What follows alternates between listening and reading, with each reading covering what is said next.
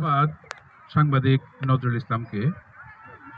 এখন এই justice for Zubeen Garg আজকের যে আয়োজন, সেই আয়োজনের মধ্যে তার ভক্তদের, তার শিষ্যদের যে আন্দোলন চলছে তার ন্যায় বিচারের জন্যে, তার প্রতি সলিডারিটি জানাবেন তাপস মজুমদার।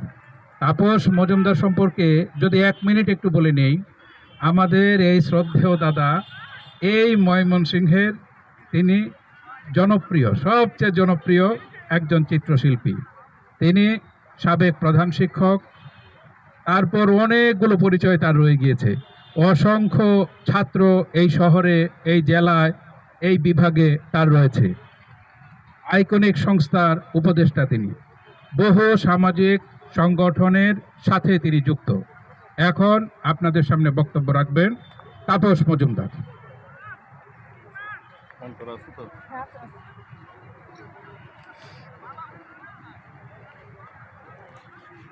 আমি শ্রদ্ধা জানাই জুবিন গার্গ।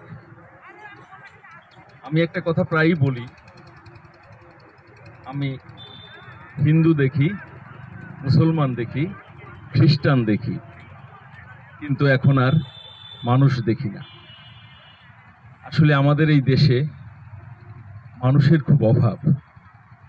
যে মানুষটি ছিলেন আমার এই প্রিয় মানুষ জুবিন, আমরা অবাক হয়ে যাই ওনার যে কথাগুলো আমরা যখন শুনি উনি বলেন আমার কোনো ধর্ম নাই, আমার কোনো গোত্র নাই, আমার কোনো বর্ণ নাই। আসলেই কি ওনার কোনো ধর্ম নাই? ওনার ধর্মটাই মানুষ, মানুষের ধর্ম। সেই ধর্মটি যিনি পালন করতেন তিনি হচ্ছে জুবিন গার্গ। আমরা অনেকেই তার গানে মুগ্ধ।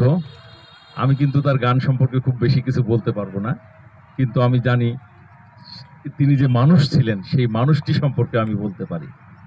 উনি যে মানুষ ছিলেন, ওনার কোনো সন্তান ছিলেন না, কিন্তু অন্ততপক্ষে 15 জন সন্তান ওনার ছিলেন।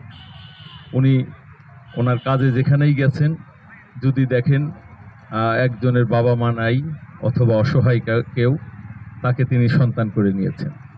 এই যে মানুষকে আপন করে নেওয়া, এইটা আমরা শেষ পরিণতি ওনার যখন হয় তখন আমরা দেখি যে হিন্দুরা গীতা পাঠ করছেন ওনার নামে, মুসলমান কোরআন পাঠ করছে ওনার নামে।